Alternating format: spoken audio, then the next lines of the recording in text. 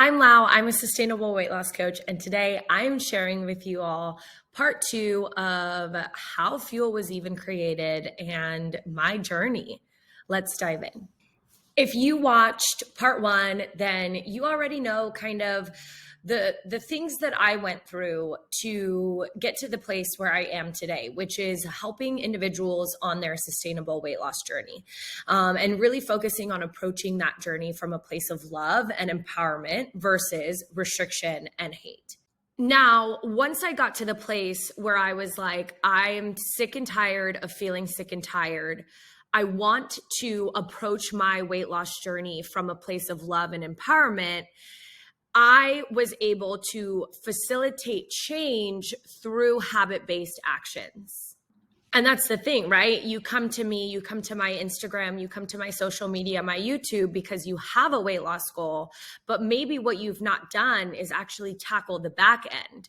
But the two really do go hand in hand. And here's what I mean by that. If you're on a sustainable weight loss journey and you are approaching it from a place of love and empowerment, you're doing things that are aligned and you're doing things because you feel like you deserve to eat your vegetables or enjoy your cupcake or have a glass of wine for those of you that choose to drink. And it's not coming from a place of, I can't have that. I can't do this. I don't deserve a day off or a day of rest, right?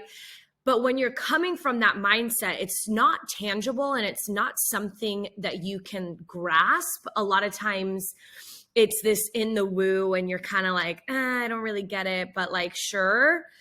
So here's what I did to take that mindset shift of I'm going to tackle my weight loss journey from a place of love for myself. I'm going to eat food because I love myself.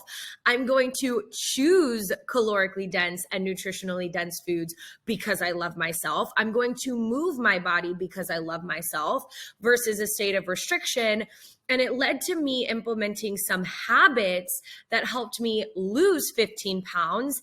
And now I've been able to maintain it and keep the weight off. The first thing that I stopped doing was stopped being extra. And I don't mean I made myself smaller. That's not what I'm trying to say. I'm very big on owning who you are, right? But I stopped trying to do the most. And I think part of that is comparison is the thief of joy. Because if you're constantly comparing your workout routine or your nutrition to the person next to you, right? Everyone is so different. And it's not about what the person to the left and the person to the right is doing. It's about what works for you and your body on a consistent basis. So when I started doing less and being less extra, it actually allowed me the space to really tune in with what worked for my body. I didn't need to be running 4 to 5 times a week. I didn't need to be doing a run and then a HIIT class and then weight training. I didn't need to be working out all the freaking time and severely under eating to the point that I couldn't maintain my regimen. I needed to do less and I needed to do less better. The second thing that I did was let go of my end goal, right? And I say this a lot, and I say this to my clients, and I talk about it a lot on my social media because it is one thing to have a weight loss goal. It is another thing to feel like your self-worth and your self-love will come when you reach that weight loss goal. Because if your mindset and your thought process is, I'm not going to love myself until I look like this person, or I'm not going to love myself until I get to this goal weight, you're never going to love yourself. And if you never love yourself, you're constantly going to be in this cycle of chasing for something that's unattainable. So what I actually did, which is very counterintuitive because I know a lot of people in the health and wellness space are big, big, big proponents of SMART goals. I threw that away and I said, I am going to really, really, really take this time and allow myself the grace and the presence to lose weight how it's going to come off. I can't control where I lose weight. You can't control where you lose weight. I can't control how the weight comes off on my body. You can't control how the weight comes off on your body. But what you can control is the habits. And the habits facilitate the weight loss. So instead of me saying, I really want to get to this weight by this time, I said, I know I want to lose weight. I know a calorie deficit is going to get me there. And now I'm trusting. I'm letting go. I am surrendering to the universe. I am focusing on what I can control, which is the food I choose to consume, the calorie range that I'm hitting consistently, showing up for myself when I do get thrown off track. And I am trusting that the weight will come off. Because here's the thing, if you are consistently showing up for yourself and you are consistently hitting your calorie range, regardless of whether you're in a deficit or in maintenance, the magic will happen if you continue to show up for yourself. You can't control the things that life throws your way, but you can control showing up for yourself, right? But if you're someone who's like, oh my God, I need to lose this much weight by this date, and that doesn't happen, and I'm going to throw in the towel, and then you completely go off track, you haven't actually made any change in the foundation of what your life looks like, right? I started changing my lifestyle by really actively adding veggies to every single meal. Now it's a habit. Now I automatically say, what can I add that's colorful, right? I really started building my meals around protein. And I was so scared of protein for a long time. I don't know why exactly, but I started saying, no, I'm going to aim for about 30 grams of protein in every single meal that I eat. And through there, I started, can't forget the carbs. I can't forget the carbohydrates. I started getting carbohydrates in every single meal. And so at that point, that's where I really started to make the shift and make the pivot of, I wasn't even thinking about weight loss. I was just focusing on fueling my body properly, and the weight just happened, right? You can't control what you can't control, but you can control how you show up for yourself every damn day.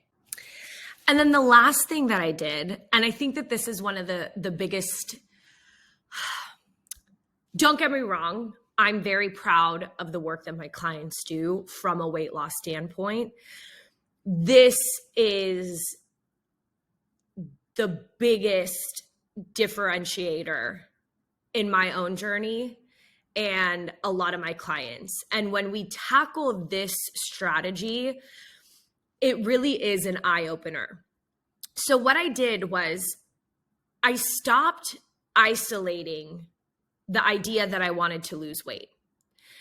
And I stopped fixating so heavily on getting to my weight loss goal that I was sacrificing my health.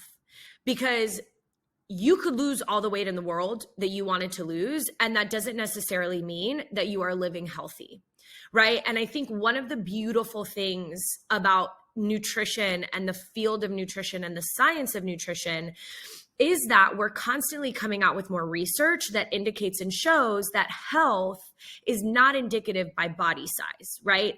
You can be healthy at all different, modalities and all different weights and all different body types and shapes. And I think that that is something that's so freaking beautiful.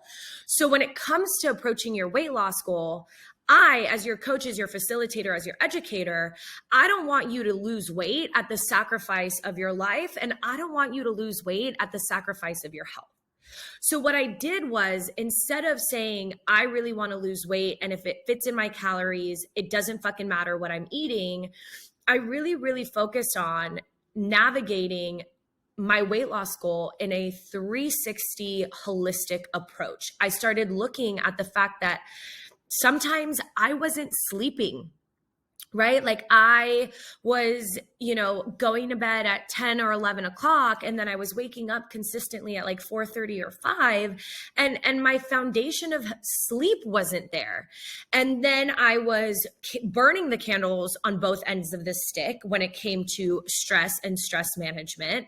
And then I was in a calorie deficit, which was also adding more stress to me.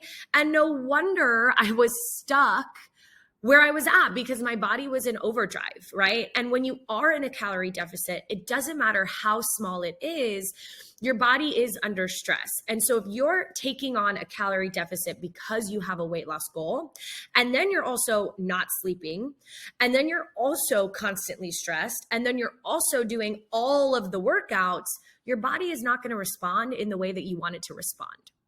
So when I really started saying my health comes first, regardless of what my weight loss goal is, I'm going to prioritize my sleep. I'm going to prioritize my stress management.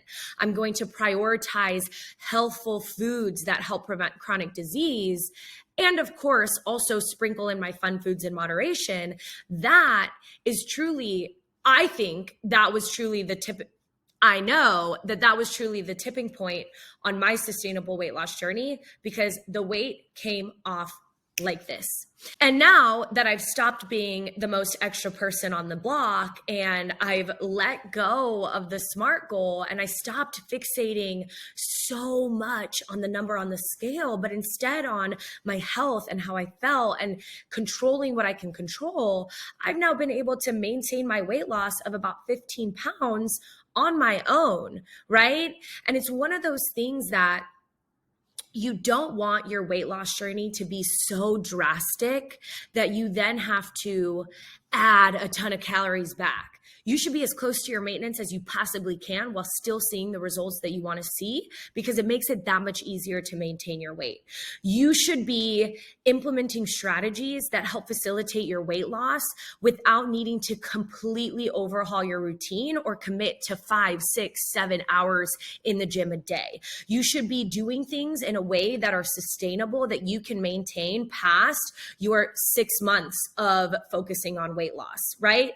So to tie this all together, a sustainable weight loss journey is not drastic.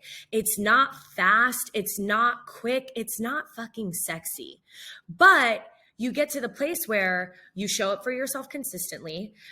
The consistency in showing up for yourself leads to new habits that you build. The new habits that you build lead to a foundation and a lifestyle that don't necessarily feel all that different from where you started, but it's your new home base and it's your new home plate.